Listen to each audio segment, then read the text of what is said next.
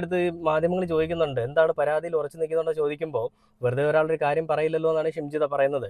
അവൾക്ക് ആരോ വലിയ പിന്തുണ കൊടുക്കുന്നുണ്ടെന്നുള്ളതിൻ്റെ അഹങ്കാരത്തിൻ്റെ ഒരു കാര്യങ്ങളാണ് അവൾ പറഞ്ഞുകൊണ്ടിരിക്കുന്നത്. എന്തെങ്കിലും ആവട്ടെ, എന്തായാലും അവൾ ജയിലിൽ തന്നെ കിടക്കും. അപ്പോൾ അങ്ങനെ പറഞ്ഞ ഷിംജിതയെ നമ്മൾ കണ്ടു. പിന്നീട് അതിനുശേഷം ഈ ദീപകിന്റെ വിഷയത്തിൽ ആ ബസ്സിലുണ്ടായിരുന്ന, ഞാൻ ആദ്യം ചിന്തിച്ച ഒരു കാര്യം അതാണ്. അതായത് നമുക്ക് ദീപകിന്റെ വിഷയത്തിൽ ഷിംജിതയുടെ ഫോണിൽ ഷിംജിത എടുത്തിരിക്കുന്ന വീഡിയോ, ആ വീഡിയോ ഞാൻ നിങ്ങളെ ഒന്നുകൂടെ കാണിച്ചു തരാം. ഇത് പോലീസ് പറയുന്നത് ഷിംജിതയുടെ ഫോണിൽ നിന്ന് ഷിംജിത ഡിലീറ്റ് ചെയ്തു എന്നാണ്. എന്നാലും സോഷ്യൽ മീഡിയയിലെല്ലാം ഇത് സ്പ്രെഡ് ആയിക്കൊണ്ടിരിക്കുകയാണ്.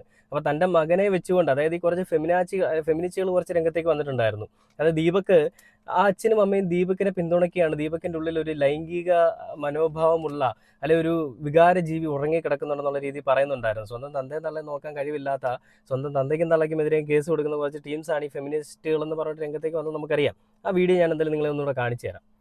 ഇതാണ് ആ വീഡിയോ. ഈ വീഡിയോ നിങ്ങൾ നോക്കിയാൽ അവളുടെ കൂടെ യാത്ര ചെയ്യുന്ന സഹയാത്രികരുണ്ട്. അവരുടെയൊക്കെ ഫേസ് ഇങ്ങനെ ഇവളെടുത്തിട്ടാണ് ചെയ്യുന്നത്. ഇവളുടെ